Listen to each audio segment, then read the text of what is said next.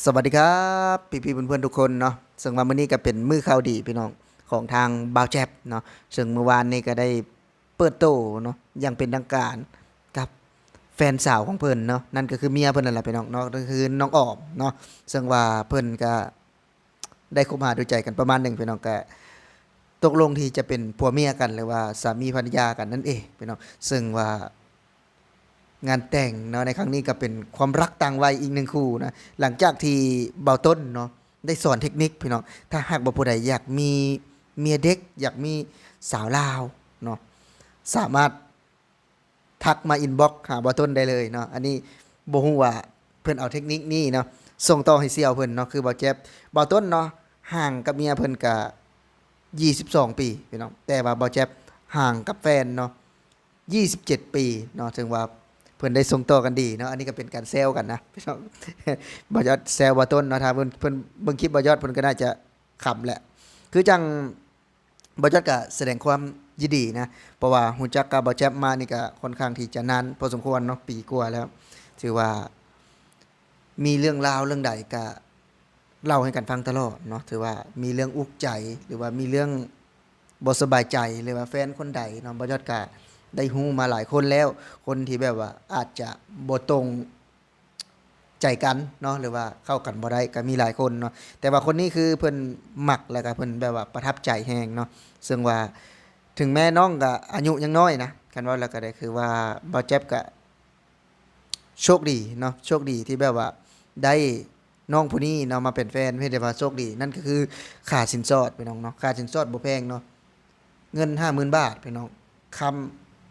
หนึ่งทองคำหนึ่งเส้นเนาะหนึ่งบาททองคำ1 บาทเงินแต่งเพิ่นถ้าหากว่าเปรียบเทียบนะคือแบบว่า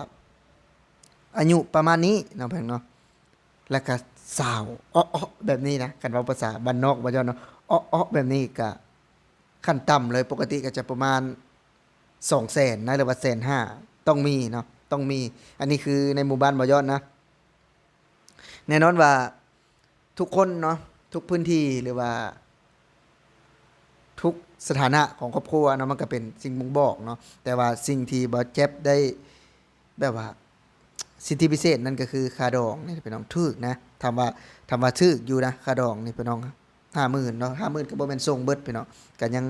จะค้างไว้อีกเนาะค่าดอก50,000เนี่ยนะนี่ก็เป็นข้อดีเนาะข้อดีของบ่เจ็บที่แบบว่าโชคดีเนาะข้อดีแล้วก็โชคดีไปนำพี่น้องซึ่งว่าความรักต่างวัยในครั้งนี้ ห่าง27 ปีเนาะบ่าวต้น22 ปีเนาะเพื่อนเพิ่นนี่นะพี่น้องบ่าวยอดก็อยากแสดงเนาะแสดงความยินดีกับอ้ายเพิ่นและบ่าวยอดจะพาทุกคนเนาะไปเบิ่งภาพบรรยากาศในมื้อที่เพิ่นได้ยกขันหมากหรือว่าให้พ่อแม่ไปทับทามไปขอเนาะ แบบว่าส่งเงินจำนวนหนึ่งที่แบบว่าเป็นการสู่ขอว่าเป็นผัวเมียกันแล้วเนาะคู่นี้คืออยู่กินนำกันแล้วต้องมาอยู่นำกันเด้เนาะนี่คือเดี๋ยวบ่ยอดจะขึ้นให้เบิ่งเนาะ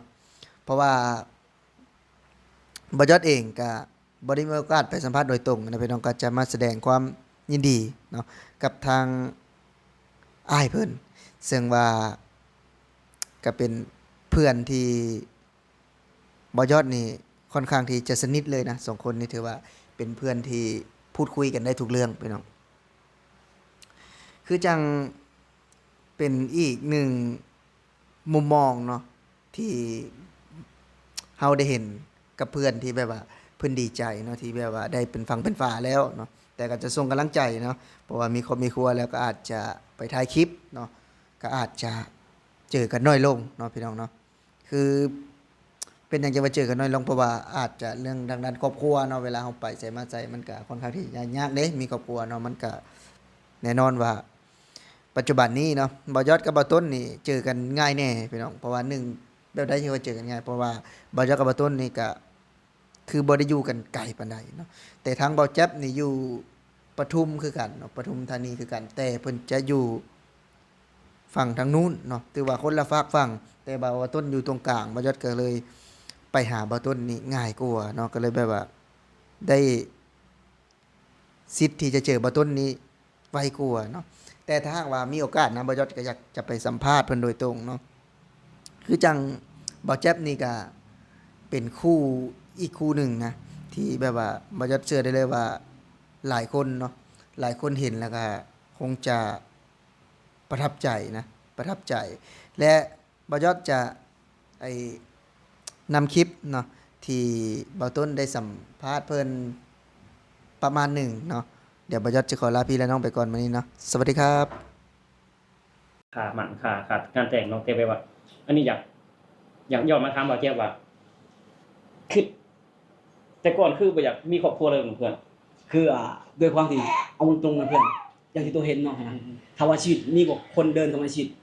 มันก็มีเรื่อยๆมันบอกแต่ว่าอย่างที่เขาบอกตัวเลยเขาบ่เคยคิดจะพร้อมเรื่องการใช้ชีวิตคู่เลยเขาอยากใช้ชีวิตแบบนั้นนะแต่ว่าหนึ่งพอเจอคนหนึ่งแล้วมันก็มีหลายอย่างเห็นให้เขารู้สึกว่าอยากอยู่กับคนนี้ขนาดเลยอะไรแบบนี้นะเพื่อนมันเกิดความพยายามมั้งเลยก็อาจจะทั้งผู้รักผู้ใหญ่พ่อเหมือนนะที่เขาถามเลยก็ปรึกษาไปเลยก็โอเคประมาณนี้นะเพื่อนมันก็เลยว่าถามน้องพ่อว่าน้องโอเคบ่น้องบอกโอเคก็ตกลงกันเลยก็ไปขออะไรเพื่อนมันก็เลยวุ่นวายอยู่2 อาทิตย์นะ2 อาทิตย์นะเพื่อนก่อนที่จะตอนนี้ถามว่าขี้คลายบ่กันระดับหนึ่งแปลว่าแต่งน้ำมือได้เพื่อนกำหนดการคุยกันทั้งมาทำข่าวทั้งครอบครัวเขาว่าเดือน4ปีหน้าเดือน4เป็นเดือน4ลาวนี่มันเดือน4สากลเลยคือเดือน4คือ10เดือน4แบบเดือน4ลาวเนาะทุกคนเดือน4ลาวหรือว่าเดือน4ไทยก็ว่าไงแม่นนะเดือน4ลาวเดือน4ไทยเนี่ยอันเดียวกันแต่ว่าเดือน4สากลมันต่างหากเนาะคือว่าเป็นจังได๋ก็ต้องได้แต่งเนาะเดือน4นี่เป็นจังได๋ต้องได้แต่งเพราะว่ากำหนดเพราะว่าเขาทำให้เขาตกลงให้ตรงนั้นเพิ่นกำหนดเวลาให้ประมาณนั้นบ่แต่งบ่ได้เด้อเพื่อนคือเฮาเว้ากับเมียเฮาแล้วอ่ะงานแต่งพอเชียวแจ๊บนี่เมียเฮาเด้อเฮาบ่อยากให้ไปเฮาไปผู้เดียวแล้วเมียเฮาเว้าเมื่อเช้านี้นะว่างานแต่งพอเชียวแจ๊บน่ะเพิ่นสิบ่ไปเพราะว่าเพิ่นบ่อยากให้ลูกเพิ่นเฮ็ดพาสปอร์ตเพราะว่าเอาลูกไปแล้วเข้ามาต้องเฮ็ดพาสปอร์ตมาได้ต้องเฮ็ดพาสปอร์ตมาแม่นเสียเวลาโอ้แม่นเพิ่นเนาะคือว่า3 ขวบเนี่ยเอาไปทีเดียว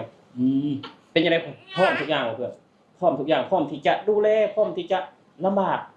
แน่นอนแหละก็คือเอาตรงนะเพื่อนตอนแรกมันก็บ่พร้อมเลยนะความคิดนะมันก็มีความวุ่นวายมีความสับสนว่าชีวิตที่ใช้ชีวิตคนเดียวมาตลอด40 ปีแต่วันหนึ่งต้องมาใช้ชีวิตคู่เพื่อเฮาจะดูแลเขาได้บ่แต่ทางครอบครัวเฮาหั่นแบบว่ามีเถอะประมาณว่ามีเถอะถ้าว่ามันมาถึงจุดนี้แล้วต้องมีเถอะถ้าหักคือต้อง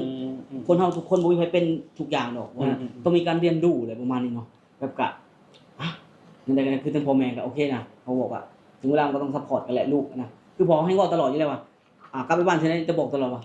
มาครั้งนี้จะต้องมีลูกสะใภ้มาฝากนะพอจะแซวแบบนี้ตลอดจริงๆเพื่อนแต่นี่แหละคือว่าอนาคตพ่อกับแบบมองบ่เห็นเฮาเนาะที่จริงกับเมื่อปีที่แล้วก็พ่อบอกว่าเอาลูกไผมาฝากพ่อแน่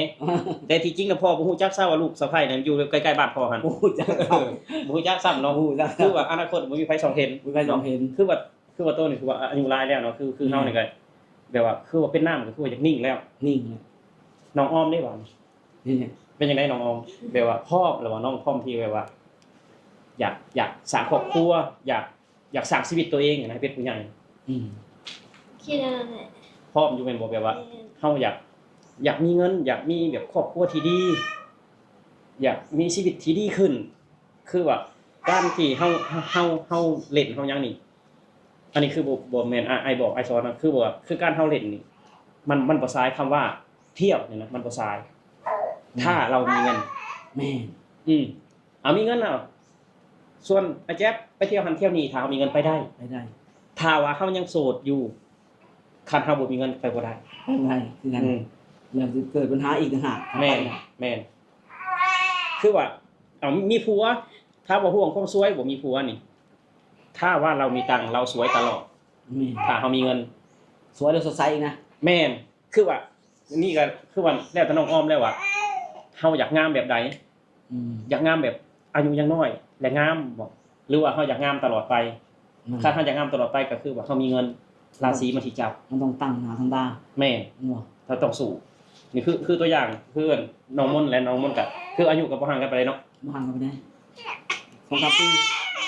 วัน2 ปีกว่ามันอยู่กว่านี่ก็คือว่าลูกก็ให้ทุกคนเอ้ยเนาะคือว่าฝึกฝนไว้ต่อไปนี่ก็สู้แล้วเพื่อนเอ้ยสู้แม่เพื่อนตั้งใจมันก็คือว่า